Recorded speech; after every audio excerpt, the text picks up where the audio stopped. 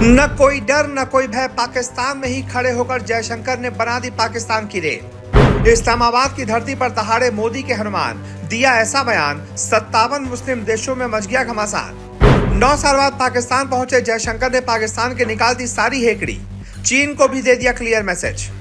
आतंकवाद संप्रभुता, पाक की जमीन से ही जयशंकर की खरी खरी पाकिस्तान चीन को एक साथ सुना दिया।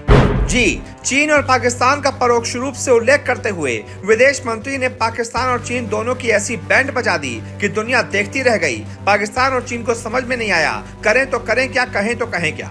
चीन और पाकिस्तान दोनों को विदेश मंत्री एस जयशंकर ने बुधवार को कह दिया कि अगर विश्वास की कमी है या सहयोग अपर्याप्त है और अगर मित्रता कम हो गई है और अच्छे पड़ोसी की भावना कहीं गायब है तो निश्चित रूप से आत्मनिरीक्षण करने और इसके कारणों को संबोधित करना होगा।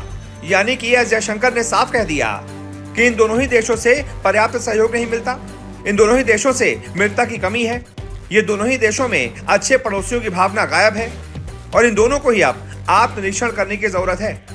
इस्लामाबाद में शंघाई सहयोग संगठन के शासन अध्यक्षों की बैठक में बोलते हुए विदेश मंत्री जयशंकर ने उन प्रमुख चुनौतियों को सूचीबद्ध किया जिनका मुकाबला करने के लिए शंघाई सहयोग संगठन प्रतिबद्ध है।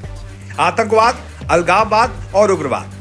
पाकिस्तान के प्रधानमंत्री शहबाज शरीफ और चीन के प्रधानमंत्री ली कियांग की मौजूदगी में जयशंकर ने कह दिया कि अगर हम चार्टर की शुरुआत से लेकर आज की स्थिति तक तेजी से आगे बढ़ते हैं तो ये लक्ष्य और ये कार्य और भी अहम हो जाते हैं। इसीलिए जरूरी है कि हम ईमानदारी से बातचीत करें।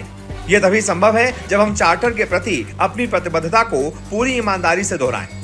तभी हम सहयोग और एकीकरण के लाभों को पूरी तरह से महसूस कर पाएंगे, जिसकी परिकल्पना इसमें की गई है।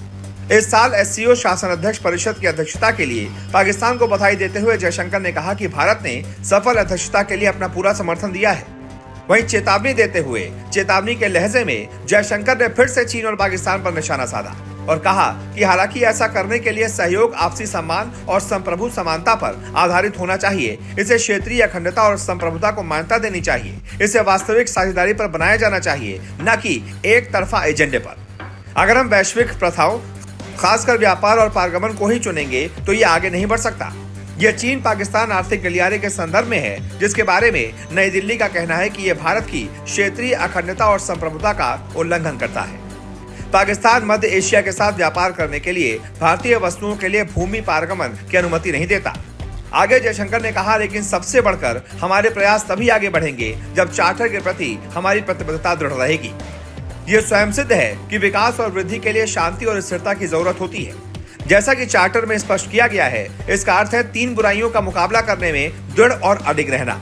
अगर सीमा पार की गतिविधियां आतंकवाद, उग्रवाद और अलगाववाद की विशेषता रखती हैं, तो वो समानांतर रूप से व्यापार, ऊर्जा प्रवाह, संपर्क और लोगों के बीच आदान प्रदान को बढ़ावा देने की संभावना नहीं रखती।